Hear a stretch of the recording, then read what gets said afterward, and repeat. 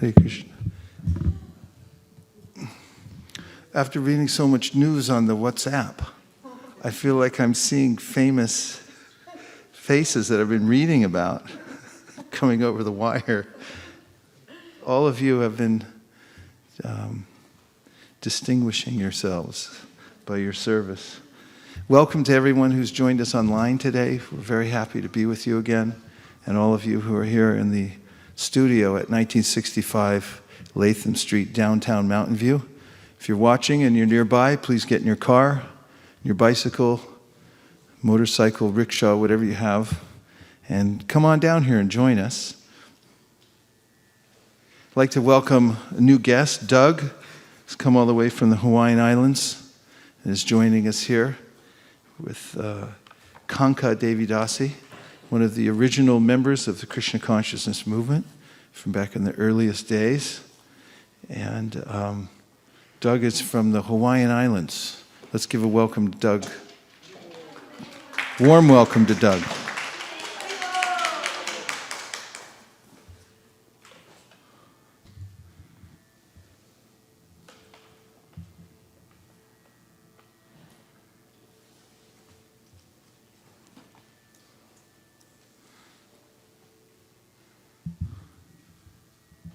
There's maybe one key that sticks, but you probably found it out, right?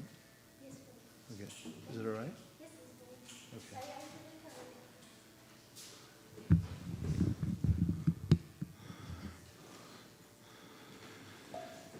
Tonight we'll start with Sankirtan, or the chanting, congregational chanting of the Maha mantra.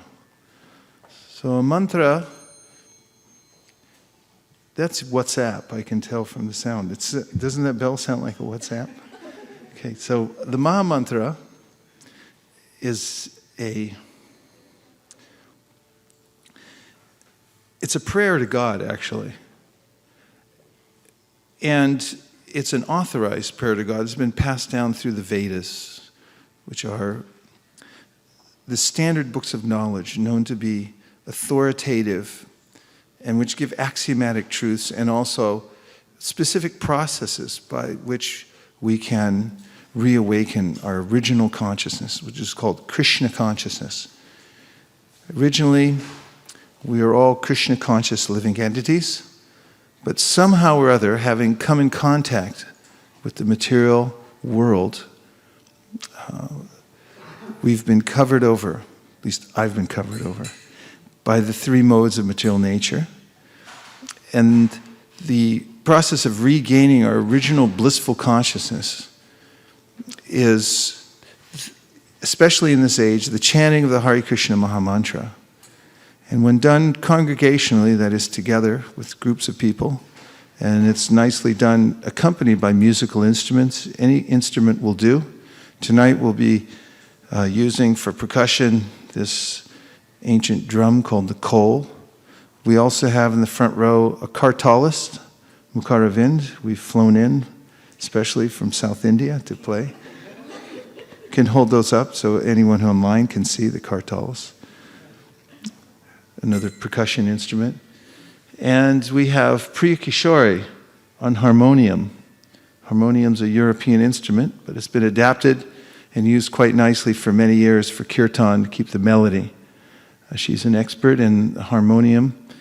And then we brought the Hare Krishna singers. We're here in the front row.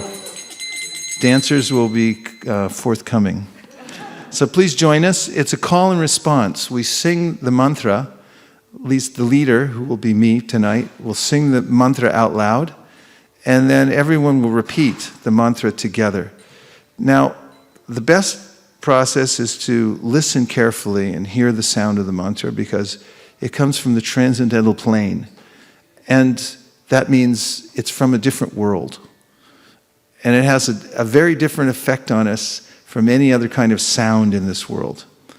Sound is very powerful, actually. What we hear will form our consciousness in a certain way. For instance, if you hear the vibrations coming from the 24-hour news cycle on the television or on the radio, you'll be filled with anxiety, I guarantee you.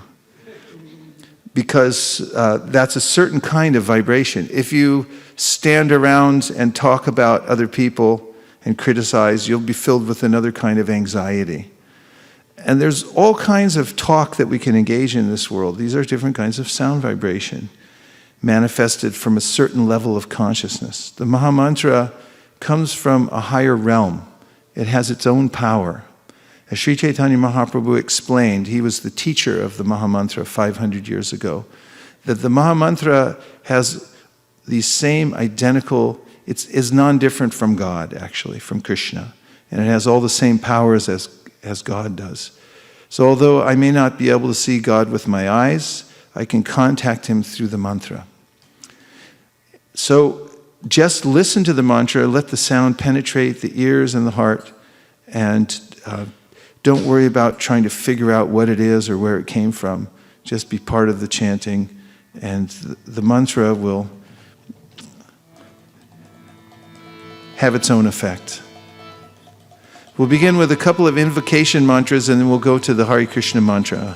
Nama Om Vishnu Padaya Krishna Preshtaya Bhutale Srimate Bhaktivedanta Swami Niti Namine. Nama Om Vishnu Padaya Krishna Preshtaya Bhutale Srimate Bhaktivedanta Swami Niti Namine. Namaste Saraswate Deve Gauravani Pracharine Nirvishesha Shunyavadi Paschatya Deshatarine.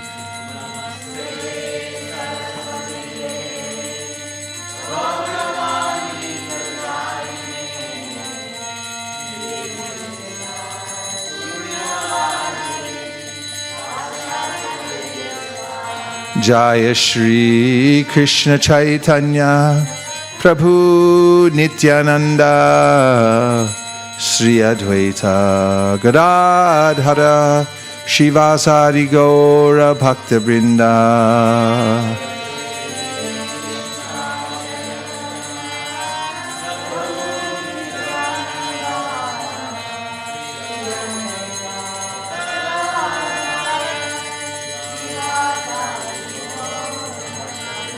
Hare Krishna, Hare Krishna, Krishna Krishna, Hare Hare, Hare Rama, Hare Rama, Rama Rama, Hare Hare.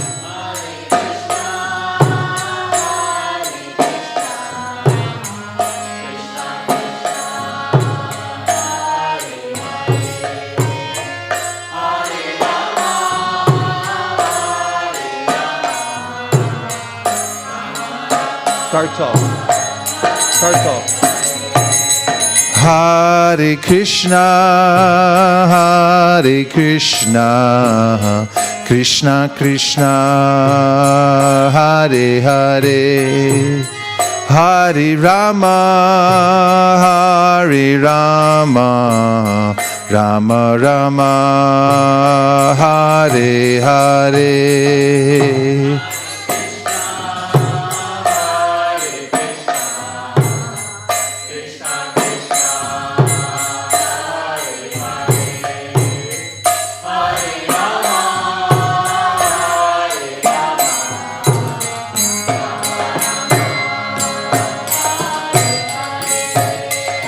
Hare Krishna, Hare Krishna, Krishna Krishna, Hare Hare, Hare Rama, Hare Rama, Rama Rama, Hare Hare.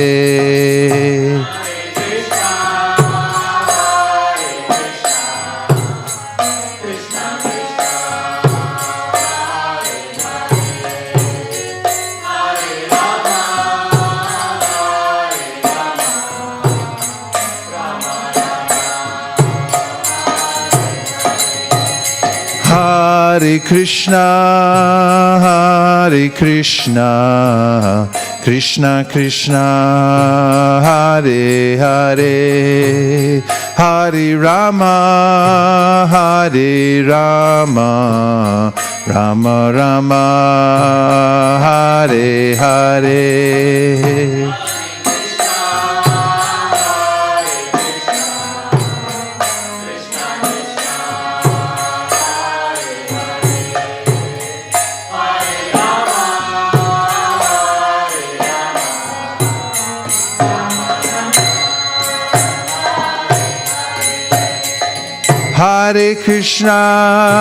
Hare Krishna, Krishna Krishna, Hare Hare, Hare Rama, Rama Rama, Hare Hare.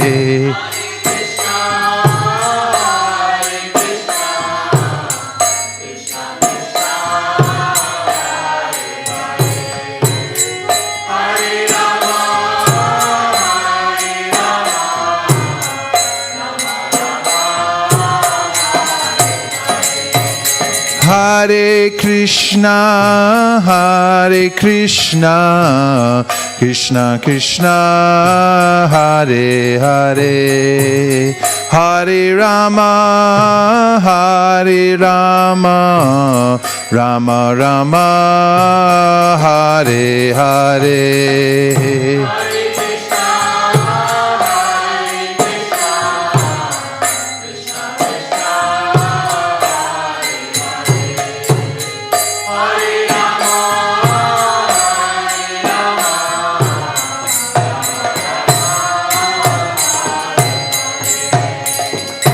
Hare Krishna, Krishna Krishna, Hare Hare, Hare Rama, Rama Rama, Hare Hare.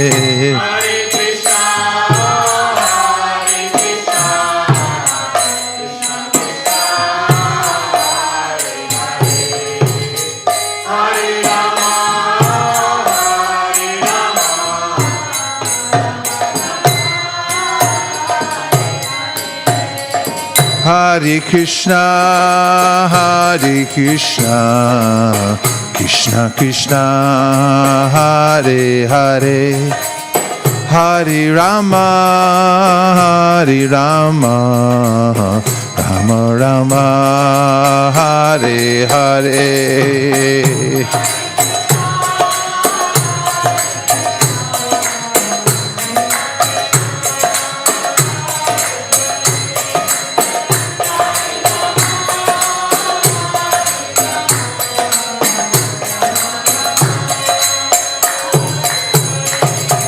Hare Krishna, Krishna Krishna, Hare Hare, Hare Rama, Rama Rama, Hare Hare.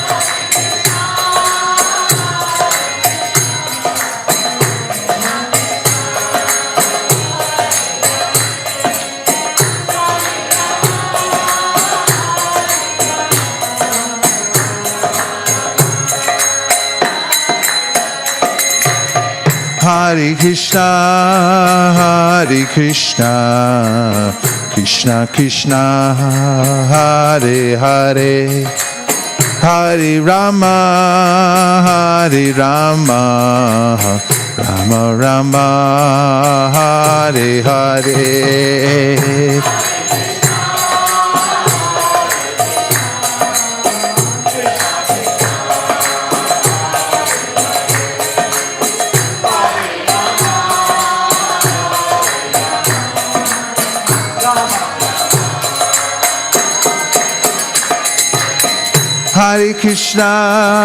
Hare Krishna, Krishna Krishna, Hare Hare, Hare Rama, Hare Rama, Rama Rama, Hare Hare.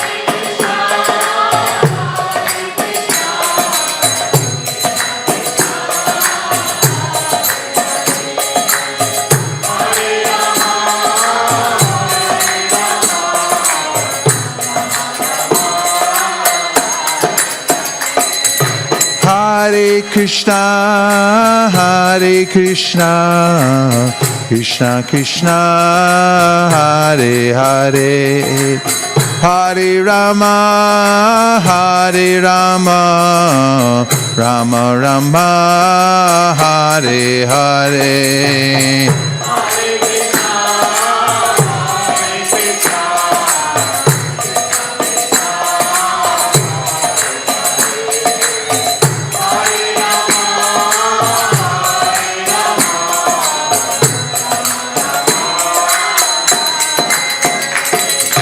Hare Krishna, Krishna Krishna, Hare Hare, Hare Rama, Rama Rama, Hare Hare.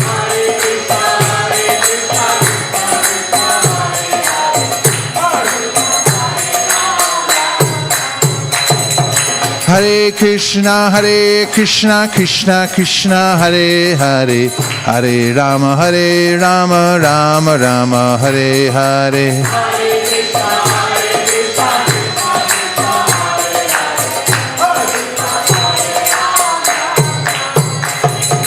Hare Krishna, Krishna Krishna, Hare Hare, Hare Rama, Rama Rama, Hare Hare.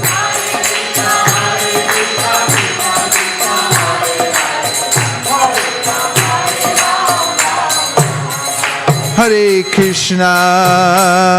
Krishna, Krishna Krishna, Hare Hare, Hare Rama, Rama Rama, Hare Hare.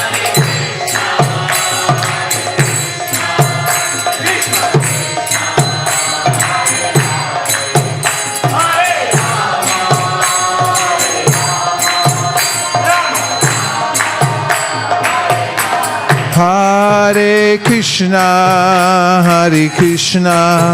Krishna Krishna, Hare Hare, Hare Rama, Rama Rama, Hare Hare.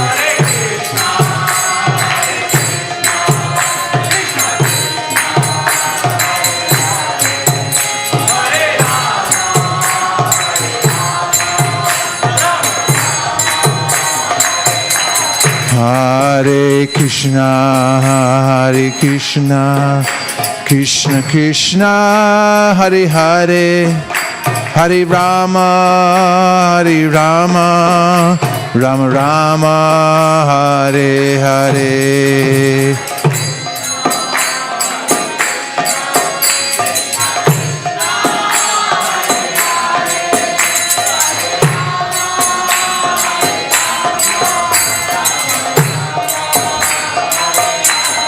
Hare Krishna, Krishna Krishna, Hare Hare, Hare Rama, Rama Rama, Hare Hare.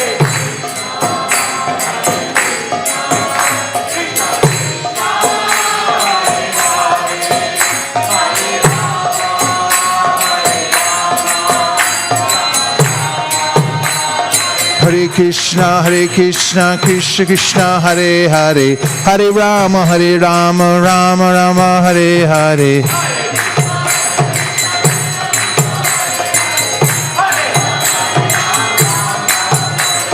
Hare Krishna, Krishna Krishna, Hare Hare, Hare Rama, Rama Rama, Hare Hare.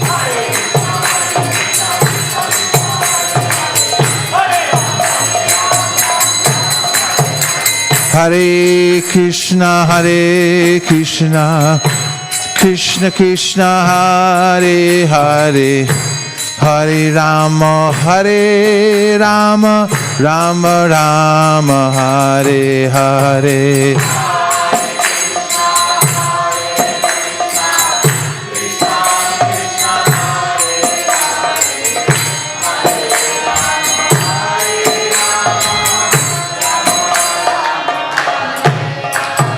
Hare Krishna, Krishna Krishna, Hare Hare, Hare Rama, Rama Rama, Hare Hare.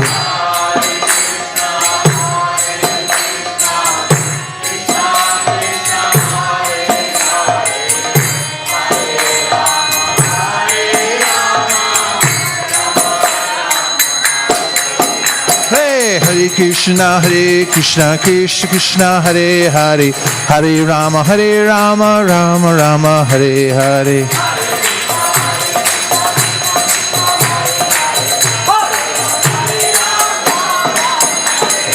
Hare Krishna, Krishna Krishna, Hare Hare, Hare Rama, Rama Rama, Hare Hare.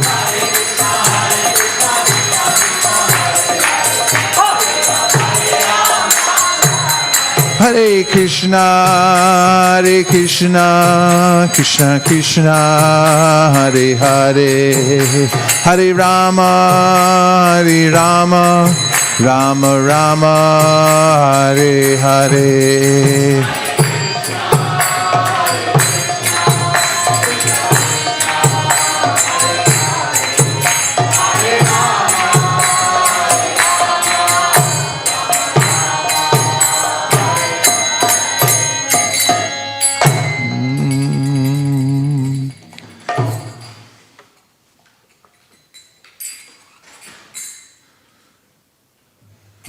In essence, the translation of the mantra is, "O my Lord, O energy of the Lord, please engage me in your service." And this is the safe position for everyone to be a servant, because there is a way in which that's our constitutional position. And everyone's serving one way or another in this world. But the best service is the service through which one is giving one's service to the divine. Then there's satisfaction. According to the Srimad Bhagavatam, only this kind of service, which is unmotivated, and in other words, it's being done service for service, not for any return. And it's uninterrupted. There are no other distractions, can satisfy the self. So this way of connecting to Krishna, the Supreme Personality of Godhead, is very practical in this present age where there are many complexities and distractions. And if one connects oneself to the chanting process of Hare Krishna, Krishna Krishna, Hare Hare, Hare Rama, Rama Rama, Hare Hare, he or she will feel a natural satisfaction. It'll be hard to tell where it's coming from. It's coming from the mantra. There's spiritual power in the mantra, and there's also knowledge that comes from the mantra. Everything needed to advance in spiritual life comes from repeating the mantra. So there's several ways it can be done. One is the way we just did it, chanting together. Sometimes, like I just came from the East Coast, and there was a musician who brought his guitar, and he was strumming the guitar various tunes. So guitar is it's a melodious instrument, but it's also a rhythm instrument at the same time. It can keep the tempo going, the tempo and the melody at the same time, and you can chant along with that. There are no hard and fast rules for chanting. You don't have to do it particularly like this. Others, while they're out on their surfboards, they'll chant Hare Krishna, and they'll look at the ocean, and they'll think, where did this vast body of water come from? And they'll remember it's coming from somewhere beyond my imagination. And the mantra takes you to that place, that source of everything. While you're driving in your car, good idea, keep the Maha Mantra going. Hare Krishna, Krishna Krishna, Hare Hare, Hare Rama, Rama Rama, Hare Hare. Because it's very stressful driving in the car. Unknown to us most of the time, that at any second we're close to death when we're driving in a car, statistically speaking. And anybody who's ever had an accident realizes how precarious it actually is. While cooking, you can chant the Maha Mantra. Being absorbed in cooking, you can think about cooking the food in such a way that you're spiritually minded. You make it as an offering to God before you eat it. And then the consciousness of the person who's cooking goes into the food. That's a very practical thing. While you're at work, in between talking to patients, if you're a doctor, or while you're doing an operation, you can keep the Maha Mantra going. If you're a musician, you can go on stage and you can wow the audience by chanting the Maha Mantra. Some musicians have done this to great effect. Nina Hagen used to chant Hare Krishna. She was a pop musician in New York, popular in the 1980s. Haven't heard of her since. George Harrison was famous for chanting the Hare Krishna in the song My Sweet Lord, and at other times, Boy George chanted Hare Krishna. Hare Ram, Hare Krishna. How did that lyric go? Bow down, Mr. Hare Ram, Hare Krishna. I forget. And many others. So musicians can integrate the mantra into their singing and performances, so that others can hear it. Nowadays, there are actually, this is a newer phenomenon, at least in the last decade, that people actually go to concerts which are dedicated just to this kind of chanting. Even professional musicians are taking to what they call kirtan. Rather than singing country music or any other kind of genre, rock and roll or whatever, what kind of music do you play? And they say kirtan. It's become popular. So some of them also chant the Maha Mantra at certain times. So anyway, it's flexible. The Maha Mantra can be worked into one's life. Then also, if one is extremely eager to contact the Supreme, and more quickly and more intimately, one can organize one's day so that one can wake up in the morning and sit down somewhere in a quiet place in the home. If you have one, do that. Otherwise, go to the park or somewhere else like the library. Or if you're near an airport, I guarantee you there's a beautiful place at the airport. Practically almost every airport has a meditation room. I was just at the New Jersey airport, and I stopped into their meditation room. Nobody else goes there. Everyone else is in a hurry. They're always empty. And in San Francisco, there's a yoga room over by the Virgin Airlines terminal. If you go in there, there's a yoga room. Nobody in there. And you can sit down and you can chant. So find a place early in the morning, and then you repeat the mantra. You sit down and repeat the mantra and listen to the sound vibration. The mantra, Hare Krishna, Krishna Krishna, Hare Hare, Hare Rama, Rama Rama, Hare. 16 words, 32 syllables. And each word is a name of God, and it has the spiritual power. So if you just repeat it with your tongue, you engage your tongue, and then you listen with your ears. This is yoga. And the Padma Purana, which is a famous yoga scripture, says that this is the best way to start yoga, and it's the way to come to the perfection of yoga is with your tongue. So the tongue is an interesting instrument if you think about it for a minute. All the work the tongue does for us every day, it's constantly working. It's either eating something, tasting something, or saying something, and we really need it for a lot of things. And sometimes it does more than we ask it to. It kind of has a mind of its own, right? Or is it just me? I just experience this. I'll have one of these sweets, and then you start walk away and go, I'll have another. Before you're even finished, you turn around to take the next one. The tongue's like, and I'll have 5 more. And so yoga begins with the tongue, interestingly. I'll give the Sanskrit for that, for proof.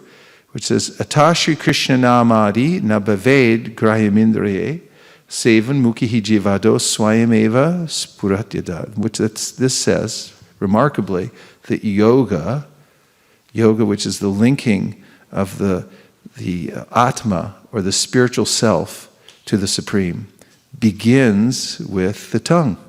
Where else would you begin? If you're going to start an exercise regimen, where else would you start but by walking around the block, right? Don't neglect to do what you can do just because you think you're not doing enough. Do what you can do now. So walk around the block, begin yoga with the tongue, and if you repeat the Maha Mantra, then you're in for a big surprise. There's magic and power in the Maha Mantra itself. So for home practice, find yourself a quiet place at home and sit down and just repeat the Maha Mantra as a kind of meditation and listen to the sound. Let it go into your ears and just be there with the mantra. Your mind has a tendency to wander. My mind has a tendency to wander. And this is confirmed in all the bhakti, all the yoga scriptures of the world. For instance, the Yoga Sutra, which has become more popular nowadays because many people are practicing asanas. And asanas are one part of the 8-step path of yoga, 8-fold path of yoga. The very beginning, chitta vritti nirodha, which means that the goal of this yoga is to quiet the mind, finally, so that one can actually see things as they are and not be disturbed by the mind. And there are many steps that one has to go through to come to that point.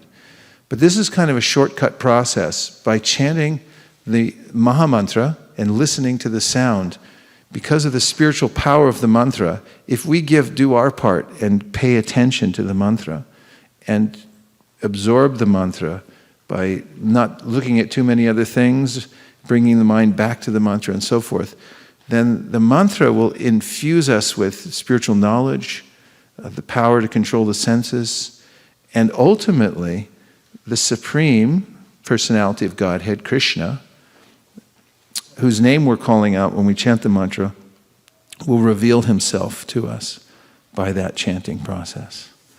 What do you think, Mukaravinda? Yes? Good idea? Good practice? And sometimes when we practice something, we'll have good days and bad days. So remember that, because sometimes you'll feel that you're getting more than you deserve when you put in a little bit of effort to chant the Maha Mantra. And other days, no matter how hard you try, you won't get anything. But that's the plight of the practitioner. You have to go on. And you also have to cultivate a little bit of knowledge that there's something there for you, so that you're encouraged to go on day after day. Any questions or reflections about the chanting process before going to another subject? Yes. Shraddha Devi Dasi.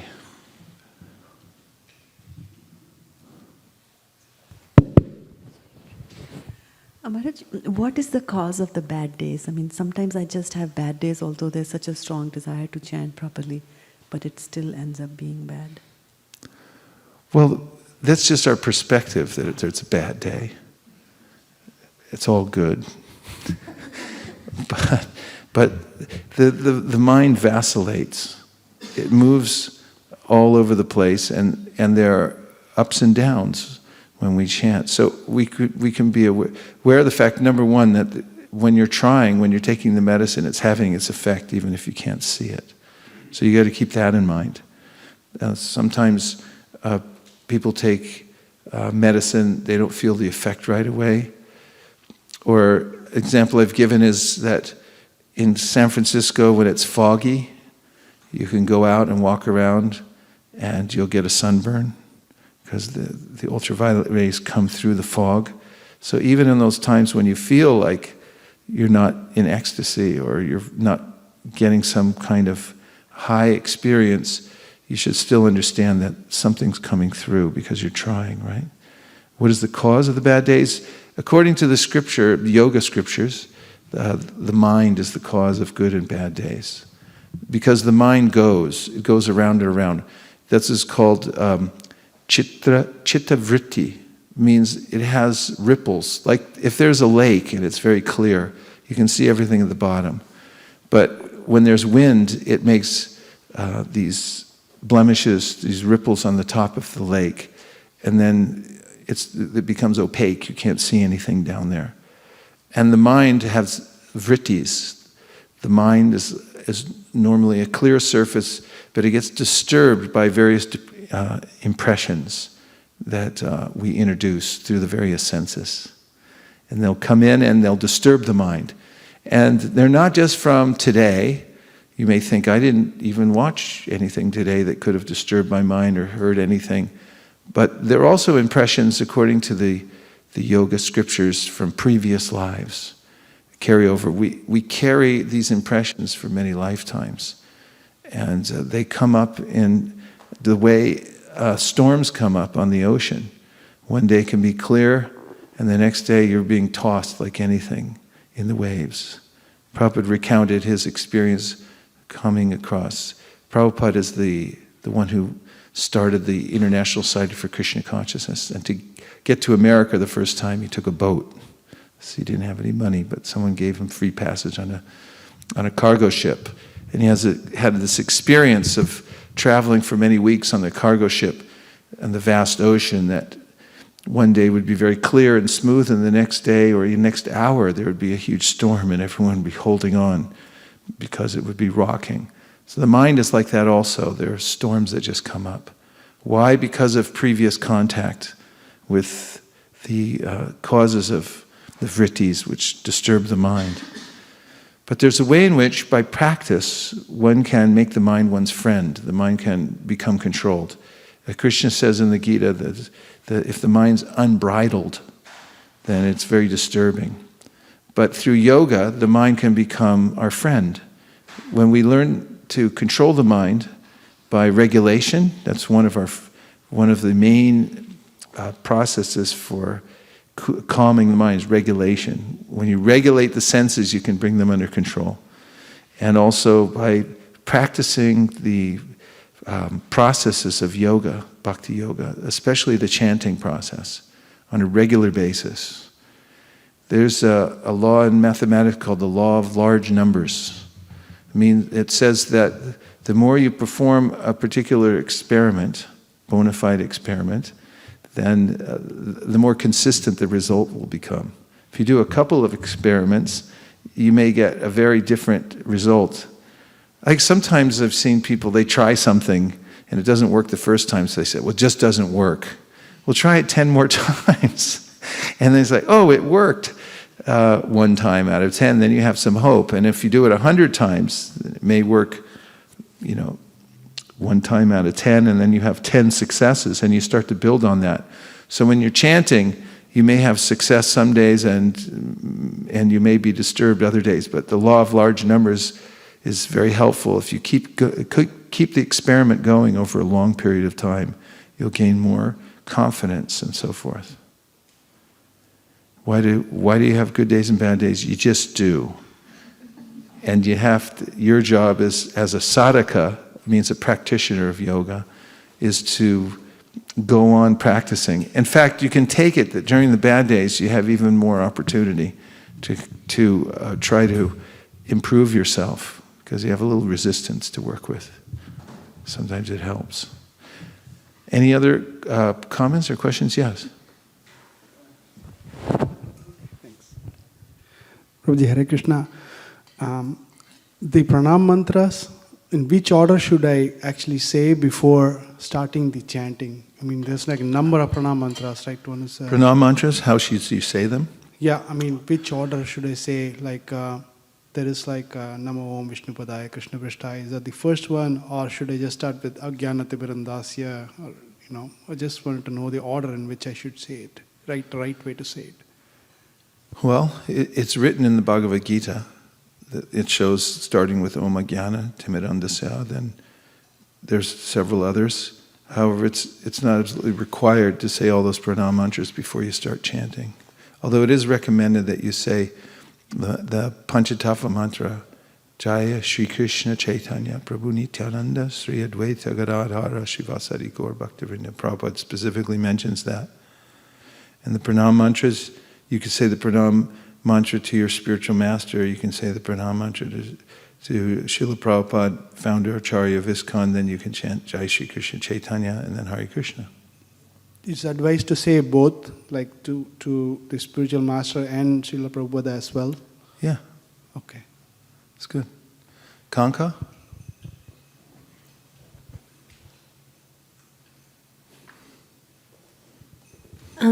When you first started talking, you were talking about people who were chanting Hare Krishna who were famous. And Tom Petty and Jeff Lynne indicted George Harrison into the Rock and Roll Hall of Fame. They said, but before we can indict him, everyone in the audience has to stand up and repeat. And they repeated the entire Hare Krishna mantra. Everyone who knows who Tom Petty is, raise your hand. And it was televised. One in the back. Hey, good for you. Okay, and then? It was televised all over the world. So I thought that was really amazing. Who knows who Jeff Lynne is? Raise your hand. How do you know so much about music? Just do. All right, very good. Anyway, they are also rock and roll musicians, but they were indicting George Harrison. It was after he had, many years after he had passed. But I thought that was amazing how his influence. And they said, in order to indict him, they made the whole audience repeat the Hare Krishna mantra. Nice. Just wanted to share that. Yeah, good for Tom Petty and Jeff Lynne. Very good. Ready for another subject? Maybe in some ways more esoteric, in other ways it may be more practical. One thing is that in this world, Krishna describes in the Bhagavad Gita. Bhagavad Gita is called the Song of God, or spoken by Krishna 5,000 years ago. Deep words of wisdom that Krishna spoke to his disciple on the battlefield of Kurukshetra, which are perfect in all ways. And those who read the Bhagavad Gita experience that for themselves, the completeness of Krishna's instructions, one chapter after another. And in the Bhagavad Gita, Krishna describes how we are a combination of matter and spirit. In other words, we're actually spiritual, but we've somehow or other become entangled in a material body.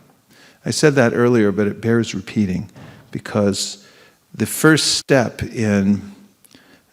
to achieving any kind of balance or happiness in life is to understand that I'm not the physical body, or even the mental body, but I'm something beyond that.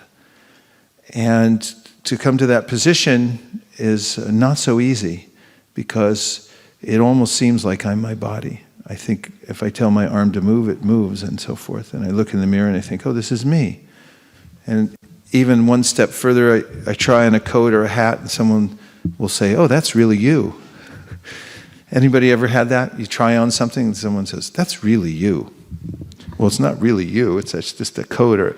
And in the same way, your body is not really you either. Although we say, that's you, or I think that I'm seeing Mukharavind or Shraddha Devi Dasi, I'm actually only seeing the covering. So there's a difference between the Atma, or the spirit, and the body, which is a covering. And in fact, in the Gita, Krishna describes how the body itself is like a sweater or a coat. You wear it for a while, it wears out, and you get a new one. So similarly, he says, you wear this body for a little while, it wears out. Any parts wear out on anybody yet? Wait a little while, you'll see things wear out. They just naturally do, sometimes sooner than later. Sometimes they break. It's just like any other machine. It's just a biological machine, and we're riding around in the machine. Now, besides, the obvious physical needs that everyone has on a regular basis, which are what? Eating, sleeping, mating, defending. These are sort of the natural urges of the body. The body needs to be taken care of and have some kind of gratification and fuel and so forth. And then for the mind, there are certain things we need too, right? I don't know the context exactly, although it seems to fit in this conversation. In the Bible, I think it says, man cannot live by bread alone. In other words, we need something more than just physical fuel. And what are some of those things that people need? What is it? Love? All you need is love? Do, do, do, do, do. Oh, you all know that one, huh? Okay. So, yeah, all you need is love. We hear about it in poetry. We hear about it in song. And it's obvious. No man is an island. Saying from a poem. The fact is that we have social needs, too. Everyone has to socialize. Otherwise, we'll feel isolated. Children need love, especially when they're growing up.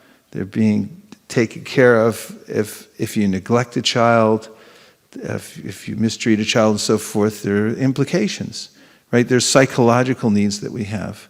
And so we have this physical body that has daily needs, and you got to go and you got to grow food or buy food, and you got to make sure that it's available. You got to carry water around because the machine has to be refilled all the time. Everyone thinks, oh, I'm just drinking water, but you're refilling the robot. And also, on a very subtle level, we actually have these very deep needs for social contact, for love, for interaction with others, and so forth. You have to see the sky, and you have to feel the ground under your feet. If you fly in an airplane for 16 hours, you just see when the plane stops, everyone stands up and says, "Let me out of here," because they want to touch the ground. I remember I was coming in from a long flight. I came all the way from India through Thailand and Japan. I was coming into San Francisco after like 25 hours of flying. And the pilot, as we were coming down into beautiful San Francisco Bay Area, which is always nice to come back to, and part of my psychophysiological nature, I like the Bay Area. It's just natural because I grew up here. And then when I'm coming in on the flight, he said, "We'll be touching down on terra firma in about 5 minutes." And I thought, terra firma? Oh yeah, that's the earth, you know. And I said, when I got down, I was like, wow, I like terra firma. I need terra firma. I got to see the water and the air and the birds flying and so forth. You got to have variety. And if you just stay in one place in the dark, it's not enough. And even as people are flying, they have to read books, they have to talk to each other, people watch movies on the airplane and so forth. They have to have their minds stimulated. So there are these basic needs. And one of the really important needs, which is actually intrinsic to the spiritual self, is love. And it means relationships. In order for there to be love, there has to be two, at least. You can't just be, there's no love in oneness. There's love in two-ness and more. Because there's a love and a beloved. It means there's an object of love and there's the person who loves and so forth. And according to the Bhakti scriptures, this is the most natural thing, because actually there's a way in which the Supreme Personality of Godhead expands himself. Of course, it's eternally manifest, but the language is limited. Therefore, it says, he desired enjoyment and therefore he expanded himself into many. So the one, and God or the Supreme is described as the Supreme One, the Supreme Whole. There's nothing else but God. But at the same time, there's variety within that oneness. And we're part of the variety. And what part are we? We're not like matter. Krishna describes in the Bhagavad Gita earth, water, fire, air, ether, mind, intelligence, and ego. Now these are elements, actual physical elements which make up the physical world, which make up terra firma and everything we see around it. And they also make up our body. If you really boil it down, and I've done this several times because I've had several relatives die on me already, and then their body's cremated, and I take the ashes and I put them in the Ganges, and while I'm observing the whole process, I just think, you can see the separation. The spirit's gone. Now I'm left holding a bag of ashes, and that's what you get. So there's a difference between the two, and these elements, earth, water, fire, air, ether, mind, intelligence, and ego, are observable, at least the gross ones. And the subtle ones we can observe by their symptoms. And beyond that, there's the spiritual aspect, which is the Atma, or the soul. Now, because we're inside this physical body, it has gross needs and subtle needs also. But beyond that, the spiritual soul itself, and I think I'm sliding here at every moment on this microphone, which is if somebody ever invents a microphone that doesn't do that after a few years, I think we'll have enough to spread Krishna consciousness all over the Bay Area. The soul itself has the intrinsic nature of being a lover. And we express that when we're in a physical and mental body through the senses. And there's a way in which it gets colored by our physical and mental experience. I think we're okay now. But by purifying oneself and seeing the difference and separating oneself from the conception that I'm this body, physical or mental, which comes out in the idea that I belong to this body, or this is my body, and by extension that I'm an American, speaking for myself, or I would say I'm from the Bay Area, or I'm a man, or someone else say I'm a woman. But these are external designations. So the process of yoga divests the actual soul of these false conceptions. And gradually one comes to understand that I'm actually an eternal soul, which means I'm a spiritual part of God. And my real relationship is with the Supreme Personality of Godhead.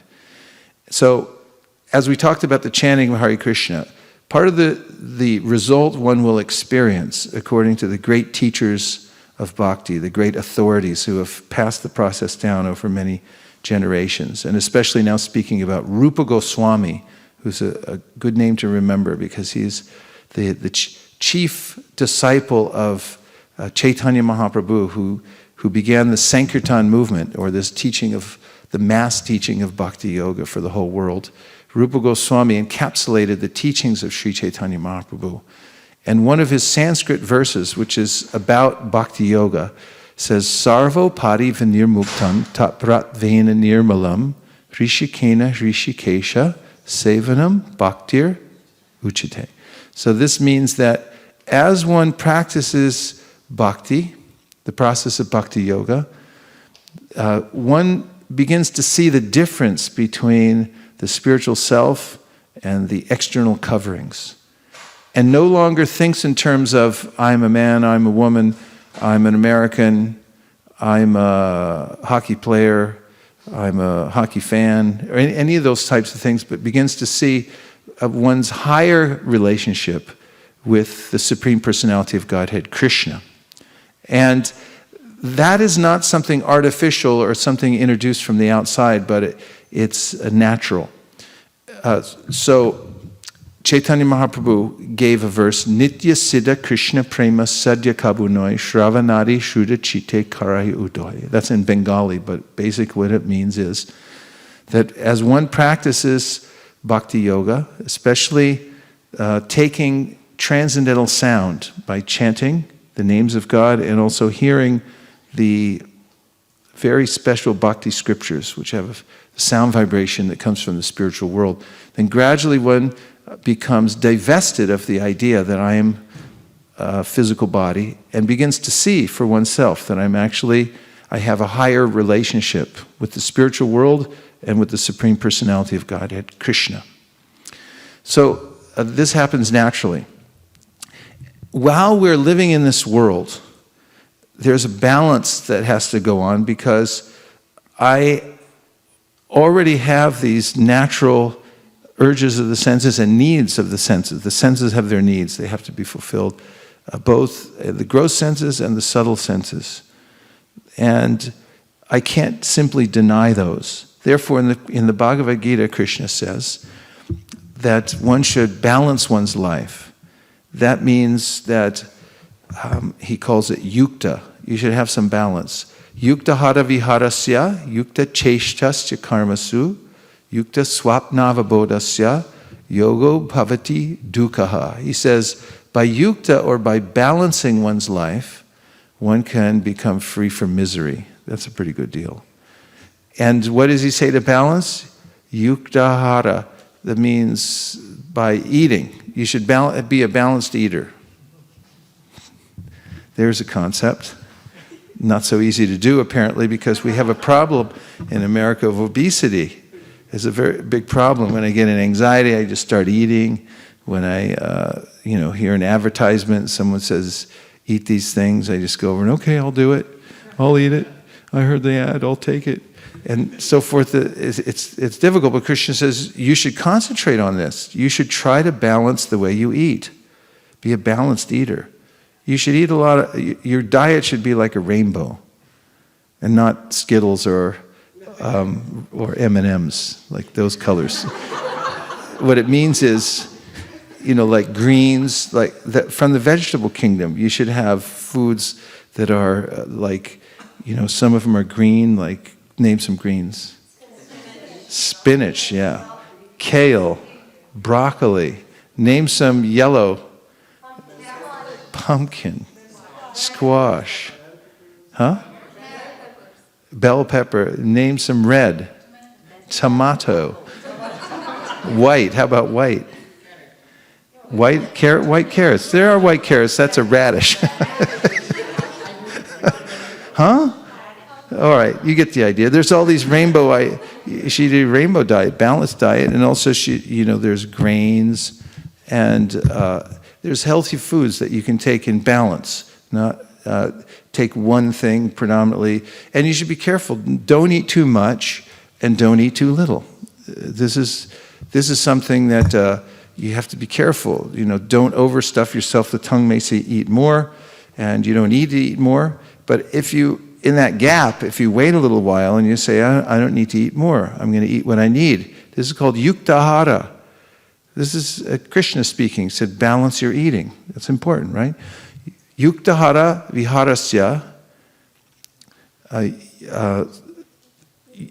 yukta cheshtasya karmasu. So eating, then comes work, the way you work. Not too much and not too little, just what you need. Then swapna means dreaming, actually. Which is sleeping. Sleep is a real mysterious thing. No one really knows what it is or why we sleep exactly. But there's a way, Ayurveda describes the body has to cycle through and purify the different organs and stuff like that. But it should be balanced. It's very artificial in this day and age how people sleep because electric lights stay on all night. And there's a way that the body reacts to light. It's a machine. And when it sees the lights go down, then it naturally starts the hormones change and it puts you to sleep. But if you keep a light on all the time, then the body's like overstimulated and you're up all night.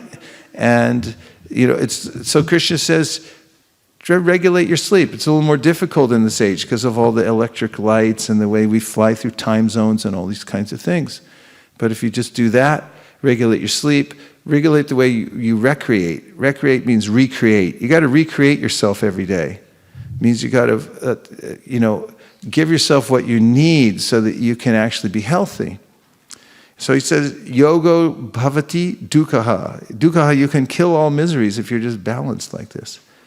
And another important aspect of life is you have to have loving, happy relationships in your life. In fact, if you have that, it's really true. All you need is love. Because if you have that, there's a lot of other things that you can forego if you have happy, balanced, loving relationships. So this is true in devotional service as well, and it's recommended by Rupa Goswami, the great authority on bhakti yoga. He says in his famous book, which is called The Essence of All Teachings on Bhakti Yoga, Nectar of Instruction. It's a condensed version which gives you, if you had to go to a desert island, you couldn't take any other book, and you just had this one book, you'd be able to recreate all the teachings that he got from Lord Chaitanya. This is the genius of Rupa Goswami. Everything's in there in just a few verses. It explains the whole process. And of course, now we have Prabhupada unpacked a lot of it through his purports. It gives explanations. But one very important verse in that book, before he even gets to the talking about chanting and meditating and all these things, he goes through some basic things that you should follow in your life. He starts off with saying what I said, which is control your tongue. Don't think about being a big shot before you can control your tongue. Don't think about claiming that you're a big yogi or a philosopher or anything until you can actually control your tongue. If you can do that, you really don't have to prove yourself in any other way, because practically nobody can control their tongue in this world. The tongue rules the whole world. Everyone wants to blah, blah, blah. And they just can't help themselves. And they just, they'll ruin their whole career. They'll get themselves killed just because the tongue is like, okay, be quiet, and blah, blah, blah. And next thing, they're ruined. And then eating and eating and eating and eating all kinds of things that actually cause damage to not only the physical body, but also the mental body. So if you can control the tongue, you're halfway there. And that's what he starts off with, very practical advice, right? Then he starts to describe there's other senses in the body, and if you can learn to regulate and control those other senses, then this is the beginning of yoga. Regulate the senses. Next, he goes into talking about practical things, how to live your life in a balanced way, and he says, don't over-collect. Don't chatter about nonsense. Don't speak unnecessarily about things that you don't need to talk about. Don't overeat. He goes into then positive things. For instance, learn to be enthusiastic and be patient. It's like, what great advice, someone says, it's not working, be patient. And be determined. So the few in the categories leading up. And then the next verse he comes out with, he says that you should have loving relationships. Loving relationships with other devotees, with other people who are interested, who are on the path of spiritual life. This is a necessity. It's one of the necessities of life. You have to have it. And not only for the mind and the senses, but also for the soul. And if you have relationships, loving relationships with others who are in the process of advancing spiritually, then you have a very good chance of making it to the higher levels of practice and devotional service. You have a question? Okay. Hare Krishna Guru Maharaj. Maharaj, when you say loving relationships, sometimes I think of the temple more as an Alcoholics Anonymous. We come in once, twice, or thrice a week, and how do we define a loving relationship? We may get advice, we may get counseling, we may all be having the same common dilemmas, having the same issues that we go through, come in and come out of. And we share that, but how does a group like AA and us, how do we differ? Where's that strong difference? When you say loving relationship, what does it mean? I don't know everything about AA except that there's a process, 12-step process, which is helpful in organizing people's lives who have addictions, because overcoming addiction takes help from the outside. And you have to have association and help and so forth. I think that the difference is that, as in with many other processes, there's somewhere much further to go in the process of bhakti yoga under the teachings of Rupa Goswami. There's a way in which even in the Vedas, there's all kinds of helpful knowledge about how to live one's life in a balanced way, but it's not enough. In fact, Vyasadeva, the author of the Vedas, became morose after compiling them all. and came to his spiritual master and said, I'm just not feeling right. I'm not inspired in my service. I don't know what's wrong. And his spiritual master, Narada Muni, told him that you haven't been specific enough about the pastimes of Krishna, describing them, because it's the only thing that will actually bring one this satisfaction that one's looking for. So it's a very specific kind of knowledge that's available through the process of bhakti under the teachings of Rupa Goswami that is not available through AA. I know that as a fact. Because they talk about a higher power and they say go out and find your higher power, whatever it may be, which is good advice. It's a good process. But it doesn't have enough. It doesn't have enough. Is that okay? I hope I didn't say anything wrong against AA. Oh, no. I only used it as an example to get a sense of a concept where we meet once a week or twice a week to work out our whole week's problems, bring out the topic that hurts us most, and then work with it and go back. So we come and go. Let me, before we take any more questions, because questions will take us adrift, possibly. No, your questions are good, and your question was going to be good too, if you can hold on to it for a moment. I'm just, by adrift, I mean it's going in a wider direction, and I think that the direction I'm going in the time we have left, may be going in, maybe give you what you want to hear, okay? So a couple of things that may sound astounding, but the reason I took so much time to talk about the balance between matter and spirit was to lead up to these possibly shocking verses that I'm going to read now, at the risk of, everyone walking out, or, the internet shutting down, everyone leaving. Doug's here for the first time. He may say, never talk to these people again. Okay, so here it is. A couple of verses that talk about this interesting way in which there's a balance between matter and spirit.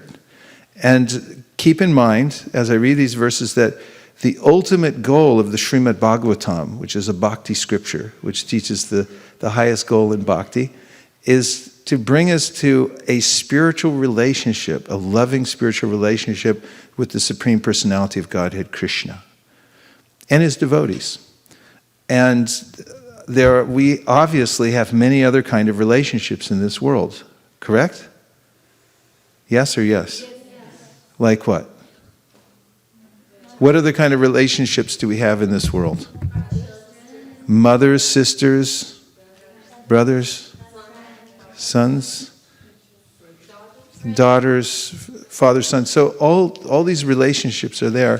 Thanksgiving is a time people go out of their way to get on a plane, jump in a car. They have to go to see the family. And it's a time some people dread, but at the same time, there's kind of a mixed feelings. There's mixed feelings. They have to go see their family. That's their roots, even if they may have, strained relationships. And most people do, because not all relationships are just, smooth, right? And family relationships can get really complicated and so forth, but it's a natural thing, right? So Bhagavatam's giving advice about how to live in this world and at the same time cultivate our relationship with Krishna. Shall I read the verses? Yes. You're all sitting down, right? Yes. Okay. This is from Srimad Bhagavatam 7:14, 3 through 4. 7:14, 3 through 4. This comes in a long section of instruction about how to live a balanced life. The Bhagavatam has a lot of information about this because people have to have relationships in this world, right? Correct? Yes. Correct, Vaisesika Das. Okay, so this verse says, a grahasta. Now a grahasta, griha in Sanskrit means a house. And a grahasta means somebody who lives in a house. And the implication is that you got a lot of stuff and you got a lot of relationships and you got to work for it all. Okay, so a grahasta must associate again and again with saintly persons.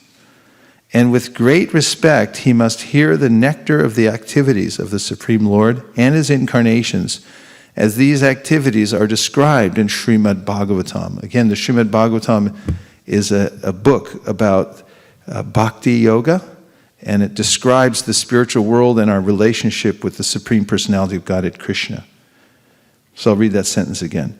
A grahasta must associate again and what's a grahasta?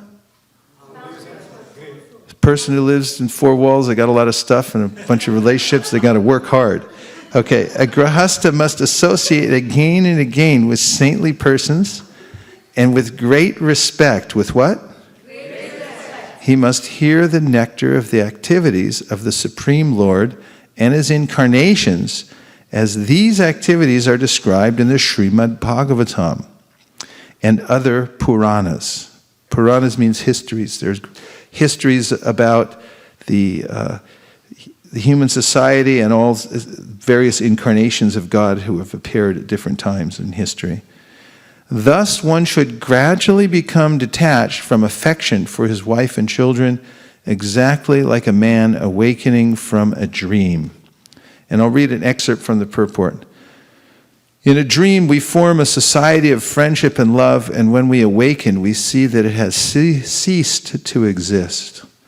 Similarly, one's gross society, family, and love are also a dream.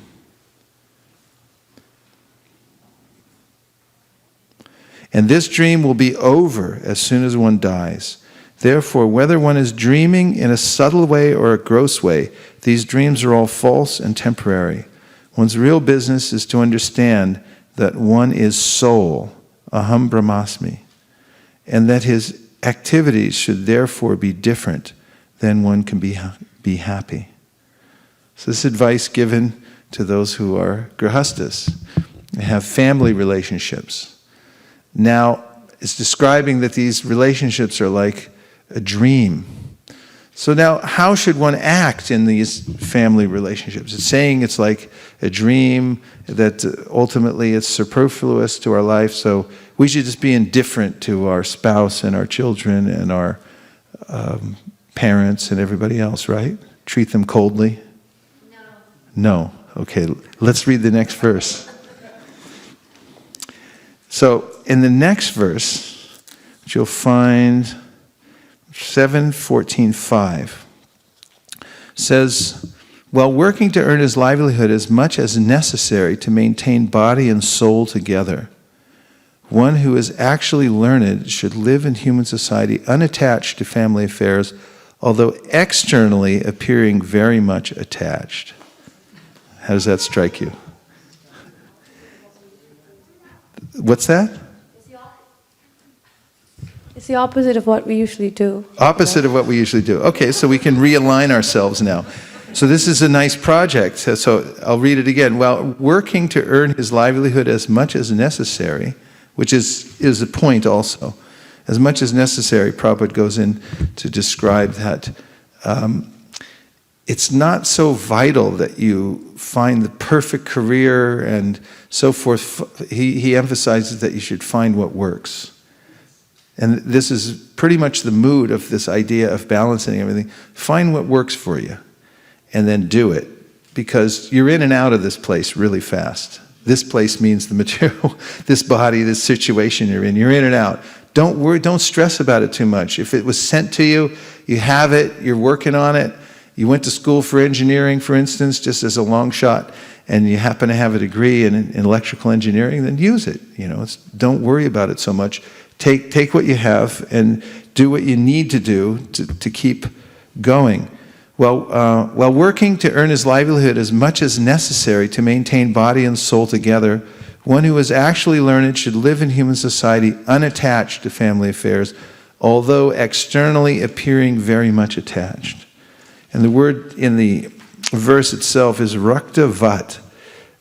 Vat means like or as, appearing as. So rakta, as if attached. Rakta means to be attached. So rakta vat means you should externally be like you're an attached person. So in the Srimad Bhagavatam 5th canto, first part, there's a story of Maharaj Priyavrata, who is a great advanced spiritual person.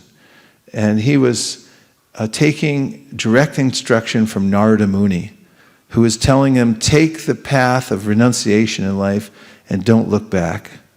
And then along comes Priyavrata's father, who is? Yes?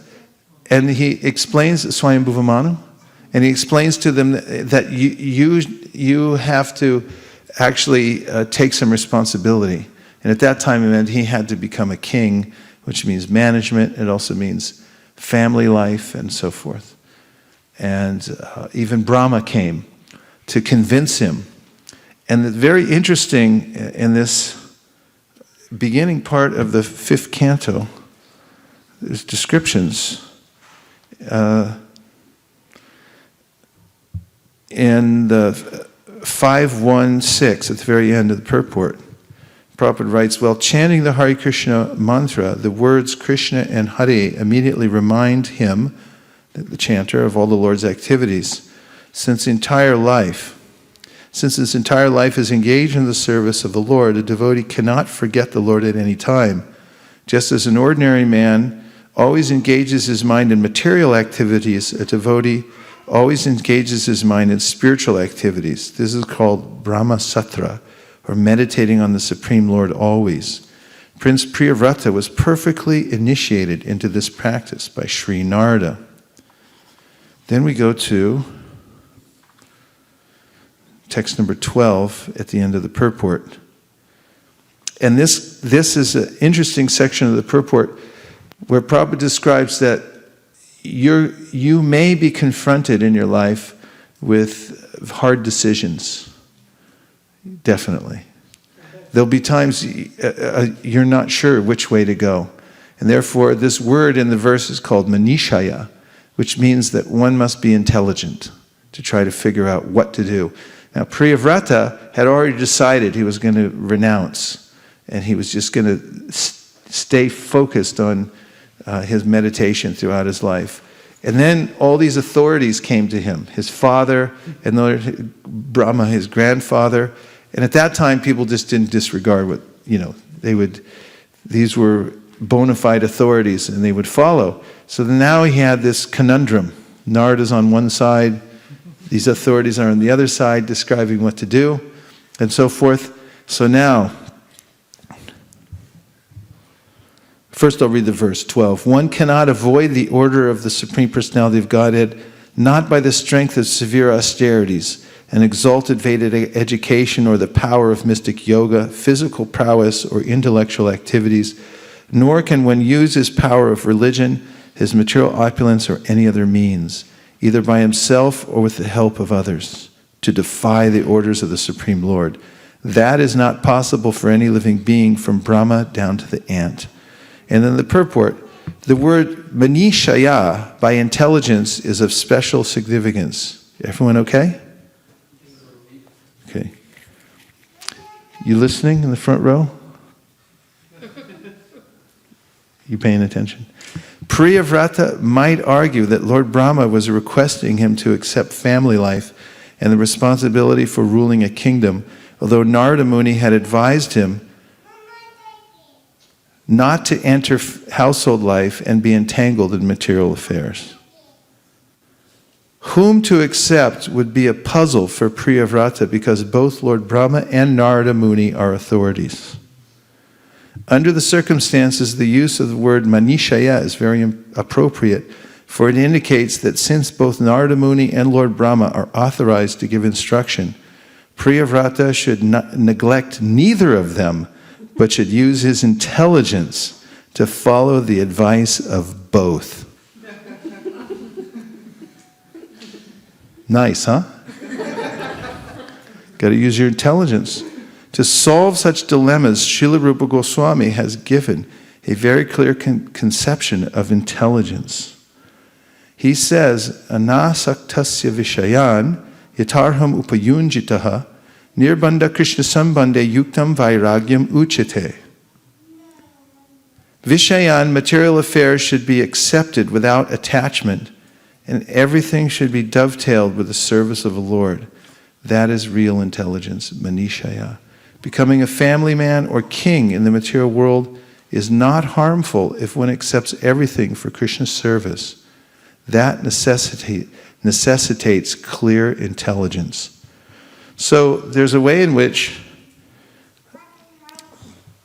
this section of the Bhagavatam is giving us a very clear understanding of how one must work in this world, maintain loving relationships with one's family and so forth, but at the same time be internally attached to the orders of the Supreme Personality of Godhead and to go on cultivating the process of Bhakti Yoga. Is this working for you all so far? Any complaints? Not too far on a limb for anybody? Okay, I'm going to read you one more verse in purport. This is verse number 18. One who is situated in household life and who systematically conquers his mind and 5 sense organs is like a king in his fortress who conquers his powerful enemies. After one has been trained in household life and his lusty desires have decreased, he can move anywhere without danger. Purport: the Vedic system of 4 varnas and 4 ashramas is very scientific, and its entire purpose is to enable one to control the senses. Before entering household life, grahastha ashrama, a student is fully trained to become jitendriya, a conqueror of the senses. Such a mature student is allowed to become a householder, and because he was first trained in conquering his senses, he retires from household life and becomes vanaprastha, and as soon as the strong waves of youthful life are past and he reaches the verge, sit still, of old age at 50 years or slightly more. Then after being further trained, he accepts sannyas. He is then fully learned and renounced person, a fully learned and renounced person who can move anywhere and everywhere without fear of being captivated by material desires. Senses are considered very powerful enemies. As a king in a strong fortress can conquer powerful enemies, so a householder in grahastha ashram, household life, can conquer the lusty desires of youth and be very secure when he takes vanaprastha and sannyas. So, resting my case, there's a way in which this very practical instruction, Manisha, you have to actually, if you're grahastha, you have to be there. You actually have to be in the ashram and have these loving exchanges. Because if you become cold and different, you try to artificially be renounced in a situation where you're not actually, then you'll disturb the whole family.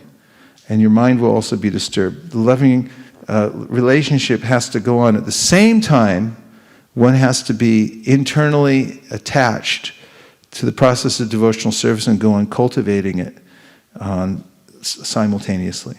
So this is one aspect of what I'm talking about, loving exchanges, because sometimes people artificially, Manjulakanta said that there's a way in which sometimes we do the opposite. Internally attached, but externally I'm very, I act like I'm a great yogi and detached from the family and treat them very coldly. So this is not what the Bhagavatam says to do in the grahastha ashram. Clear? Did I make a case? So this is a balance that one must perform. Now there's another point, which is that one, and it was mentioned in the first verse that we read, one must regularly associate with saintly persons. And this is parallel with the verse, Dadati pratigurnati kuyamakyati prichiti. These are the loving exchanges which are described, 6 in number, in the Upadeshamrita by Rupa Goswami. Does everyone in the back have a comfortable seat? Can everyone check and see, please? Make sure they're sitting on something comfortable. And can you also make sure they can see that the chairs aren't blocking? Everyone should have seats. Thank you.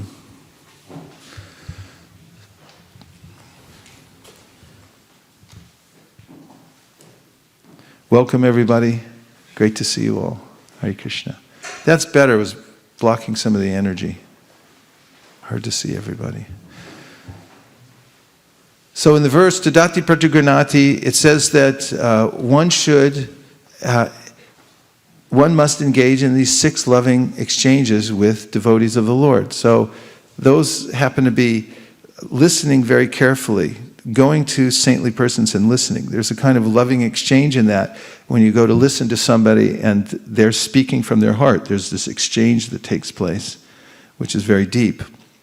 someone who's serious about spiritual life and really wants to listen and learn and render service. This is described in the Bhagavad Gita. Tadvidi pranipatena priprashnena sevaya uparakshanti te jnanam jnaninas tattvadarshina. When one wants to advance in knowledge, then one should approach somebody who's advanced in that knowledge and render service. One should be very submissive and inquire, be inquisitive. Then there's this very powerful exchange that all the person's experience that they've gained throughout their life, all their realization, they become inclined to give it. As when you render service to someone selflessly and you inquire, and Prabhupada says absurd inquiries are prohibited. Absurd inquiries means you know it's not really inquiring because you want to know something. There's a discussion you can hear Prabhupada in Japan when he first went there. He asked for any questions, and someone asked, "Have you ever seen Lord Indra? Have you ever met Indra?" And this was probably considered an absurd inquiry because he said, "What's it to you? How does it help your spiritual life if I've met Indra or not?" So the inquiry should be, directed towards how to advance in spiritual life and so forth. And when that happens, when there's that exchange, that's called a loving exchange. Kuyam akyati prichiti. And the person the advanced person's heart actually melts because of meeting someone who's seriously inquisitive and submissive and rendering service. That person feels obligated, the heart melts, and the contents of the heart come pouring out to that person. That's a real loving exchange. Guyam akyati prichiti. What's secret, what's guyam, what's normally hidden from the normal public, doesn't tell to anybody else because they can't handle it, because they're not interested in it, because they would profane the very thing that he or she is speaking about. It comes out in that setting. So this is a loving exchange, and this is extremely important for staying in devotional service. One must regularly have these kinds of exchanges with people who are more advanced than oneself. Then there's the two other loving exchanges, which are, actually there's four other, because there's the giver and the receiver. As I said, there always has to be two. Those are?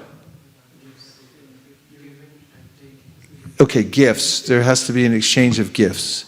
So this is one of the two of the loving exchanges, giving, and then Prabhupada says in his purport, one must be ready to accept also, take those gifts. So that's a loving exchange that takes place. And then the last two? Yeah, prashadam. That means that bhunkte bhojayate chaiva. There's a way in which one gives prashadam and receives prashadam from those who are devotees. And in those loving exchanges, it's very powerful. Now, as in all society, there are complexities when one has relationships. Am I correct in assuming that? Or is it all just really nice all the time? Which one? Complexities most of the time? It's hard to get along with people. Even in devotional societies, there's all kinds of fights and wars and scratching and I'm not talking to you anymore and all kinds of stuff that happens. So it's important for our longevity in devotional service and our stability to learn how to, besides just these exchanges, to learn how to actually live with others in a very positive way and stay in these loving exchanges. One thing I would point out at the outset, which I think is excellent advice, that I think I'm taking from Dale Carnegie. And that is, sorry for the delay, is to accept the fact that all great relationships are completely peaceful. They're not always completely peaceful. Sorry. In other words, it's a myth that they have to be completely peaceful. And we see in the Chaitanya Charitamrita the dealings between Lord Chaitanya and his devotees, and the devotees with the devotees. Sometimes there are disagreements. Sometimes, for instance, in the pastime, which I've mentioned more than once in this assembly, between Shivananda Sain, that's one, but Srivas Thakur, who was watching the Rath Yatra, and then Harichandana, who is the sort of the bodyguard for the king, who was Maharaj Prachaparudra. And it was during Rath Yatra, so it was obviously hot, because it's a hot time of the year. And Srivas was trying to watch Lord Chaitanya dance, and so was the king, who was standing behind Srivas, who couldn't see. So Harichandana was touching and pushing Srivas, who couldn't understand why he was being touched and pushed and disturbed from trying to watch Lord Chaitanya. So he turned around and he slapped Harichandana. It's in the Chaitanya Charitamrita. And Harichandana was about to say something in retaliation. Wouldn't you, if you were slapped? Maybe you think about it for a second. But then Maharaj Prachaparudra said, I'm not so fortunate. I have not been slapped by a pure devotee. And he calmed the whole situation down. So don't think that just because there are in your relationship, there are some things that happen. They'll happen all the time in our loving relationships with devotees. There may be, times that I'm not talking to you. or some of these things. Actually, in the spiritual world, we see Krishna and his friends. They have sometimes there are these arguments that take place. Everything comes from the spiritual world. So there's arguments there's arguments here. And, sometimes Krishna is asked not to come around when Radharani's angry and lamenting and angry at him. He'll come, and her friends will say, she doesn't want to see you right now. I'm not talking to you, and so forth. So the point is that there are in relationships, there are differences of opinion, and life goes on. So it's to start with, to understand that it's not that they're always harmonious completely. That's utopian. So given that fact, and the fact that it is important not to commit offenses, and that one should cultivate loving relationship with devotees, there are a few practical points of how to live with others in a as harmonious way as possible. So one thing that's very practical, which is to not focus on the differences, but to look at the similarities. And there's a tendency oftentimes to see the difference rather than what we have in common. So one way in which we can actually advance is, because we tend to focus on differences rather than the similarities, is to take a look what we have in common. See how our interests are the same.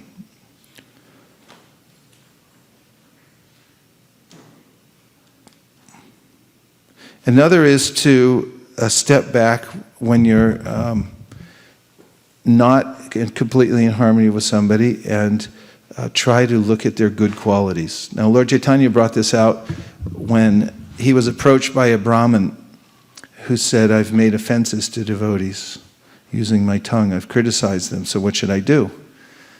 And Lord Chaitanya said, now you should glorify them. He said that the criticism is like drinking poison, and glorifying the devotees is like taking the antidote to poison. So, if you think of somebody who you have a difference of opinion with, or you're not talking to, or you have a grudge against, and you try to glorify them or appreciate their good qualities, try to pick out what are the good qualities within that person and focus on them or even speak about them. Then, according to Lord Chaitanya's prescription, you can actually turn your mentality around and repair the relationship.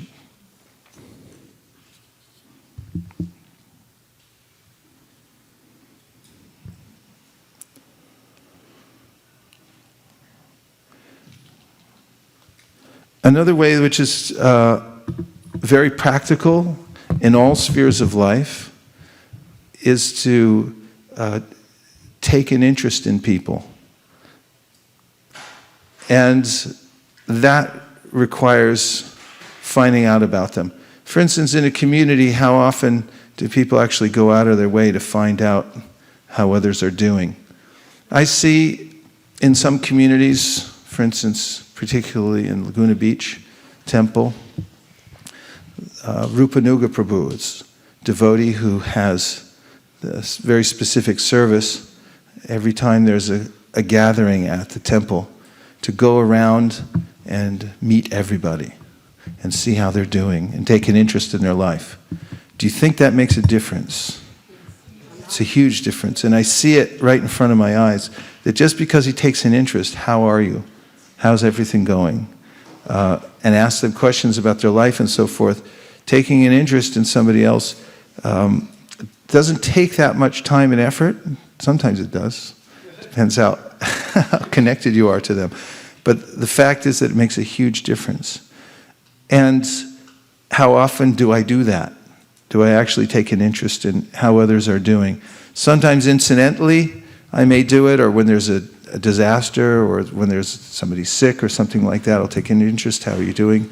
And generally people don't, it's a superficial thing. People say, how are you doing? I'm okay. How are you? I'm fine. See you later. It stays on a very superficial level. So you don't have to go very far of taking an interest in others and seeing how they're really doing to make this bond, which is part of the loving relationships with other devotees. It makes a huge difference. What are the couple of things I've named so far? First one? Look at the similarities, don't look at the differences. And then? Step back when you have an issue and try to find at least 3 qualities that are, and then appreciate and glorify the good qualities. Then the third one was? Take an interest. Okay. So one thing I've taught in my Sankirtan seminars is to imagine that everyone has a sign around their neck that says, "Make me feel special." Do you remember that from the seminars? Yeah. Can you imagine everyone in this room having a sign around their neck saying, "Make me feel special," for a second? Can you see that? Everyone appreciates being made to feel a little bit special, don't they? Or do they like being neglected and sort of, you don't even look at them? I was in a temple, which we'll go unnamed, for about a week, and there was a young man coming to the temple every day, every morning for the morning program, and I went up to talk to him, and I said, "How are you doing?" He said, "Great." I said, "How long have you been coming?" He said, "A couple weeks." And I asked him, where he came from and everything like that, and he said, "I love this Krishna consciousness." He said, "I just have one slight concern." And I said, "What?" He said, "You're the first person who's talked to me."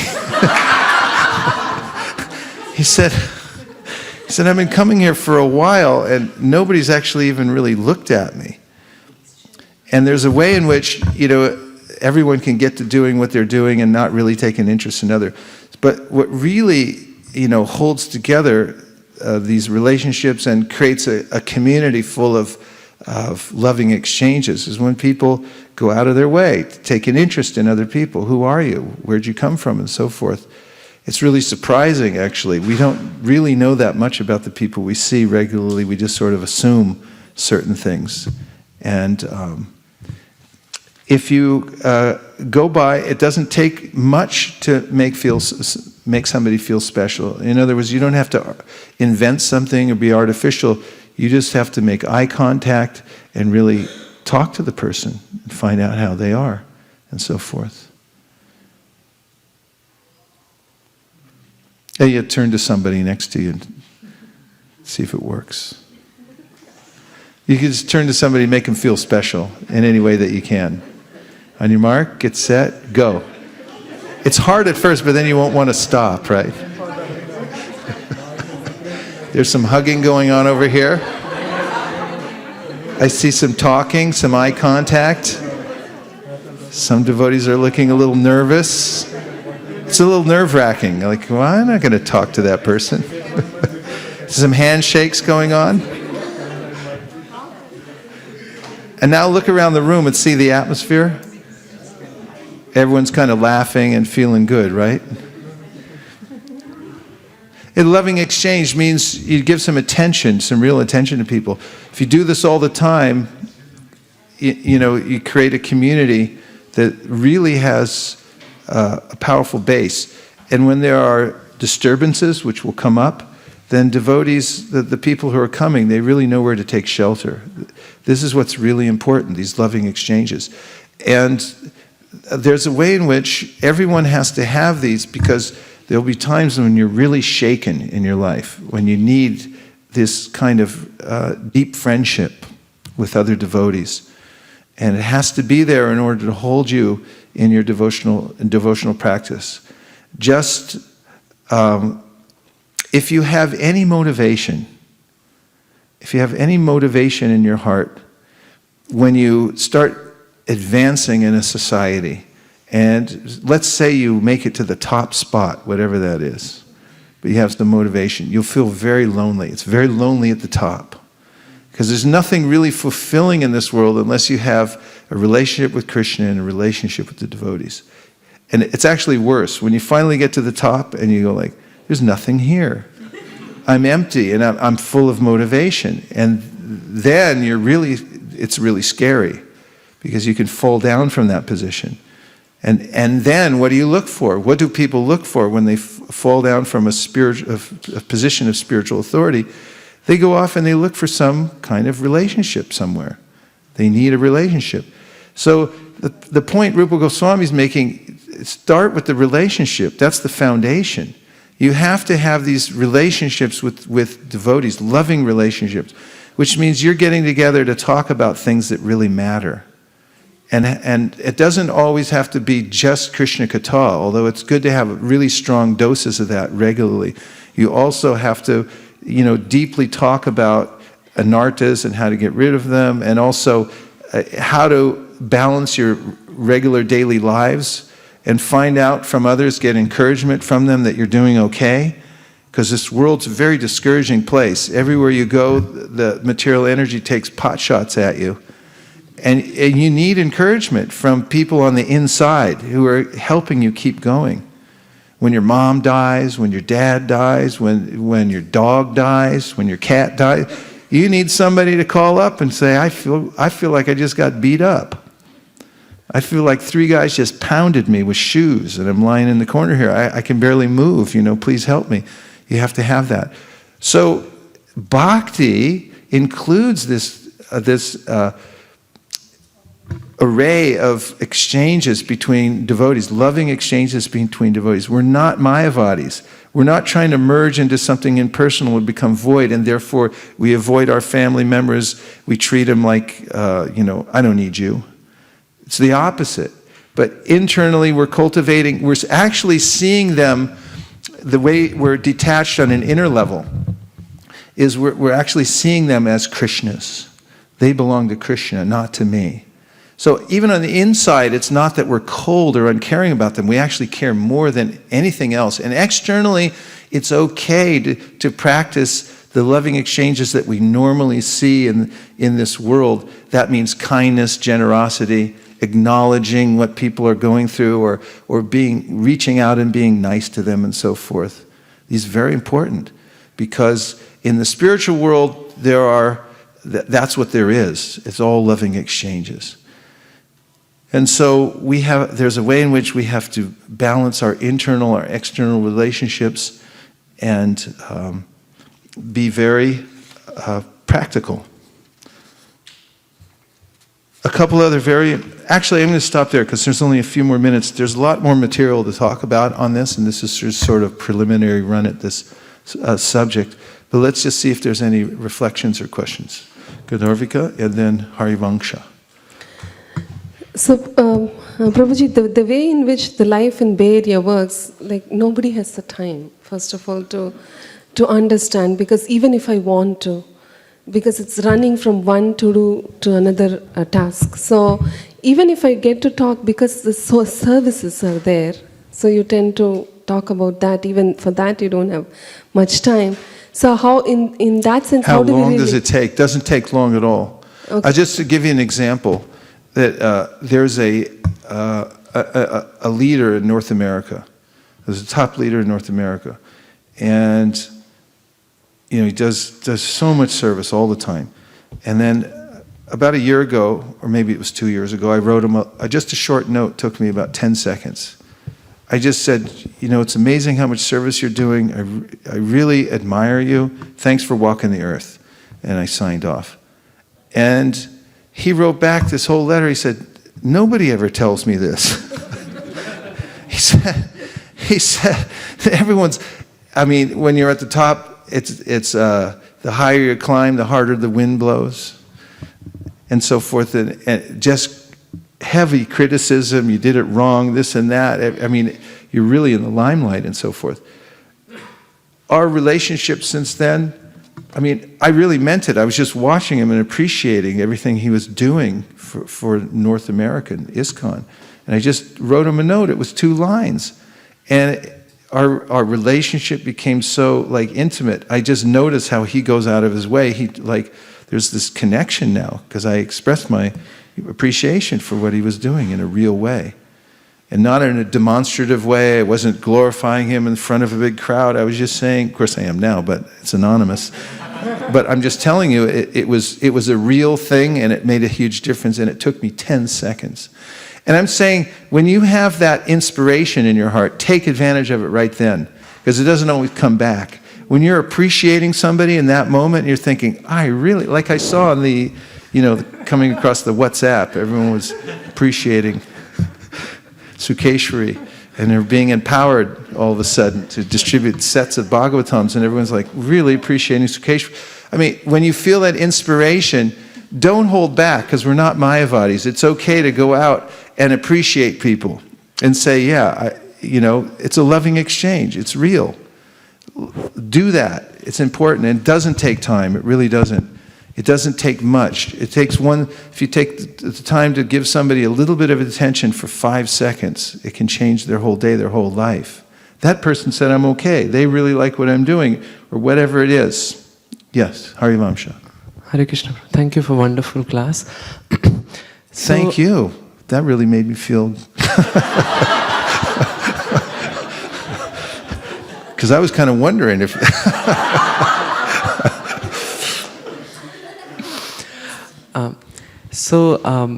In Rupa Goswami also, and you also mentioned that, for example, the Grahasthas, they have to take association of saintly persons, and in the verse, Krishneti yas giritam manasadriyatha, it says that you have to really die to take association for those really advanced than you.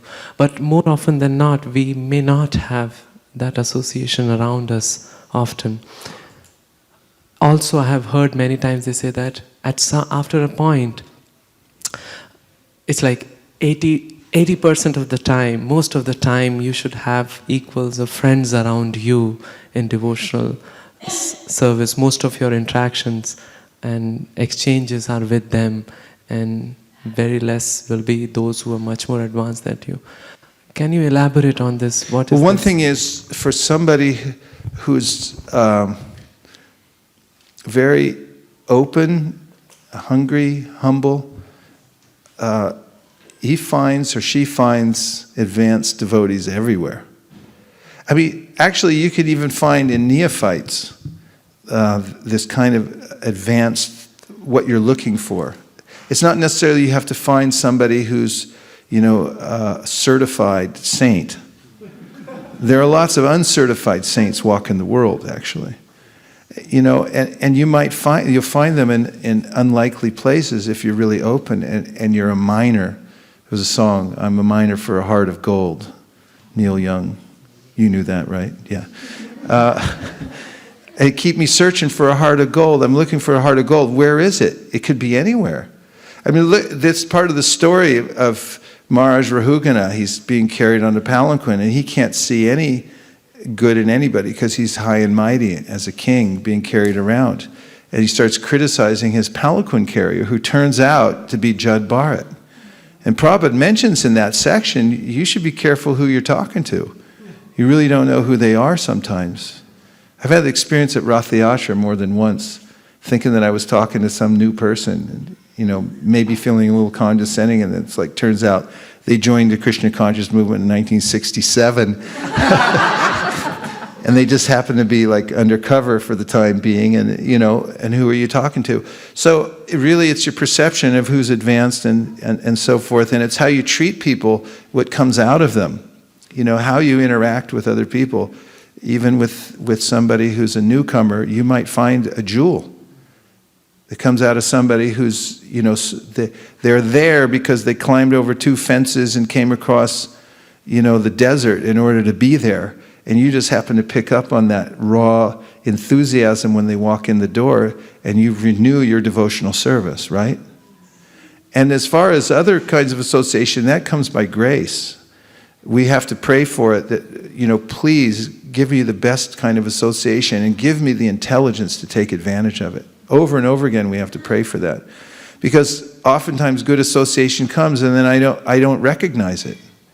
And I don't take advantage of it because I'm too busy or I'm not interested or so forth. So it's there's not an exact formula also, I don't think. Not an exact formula. Kanka.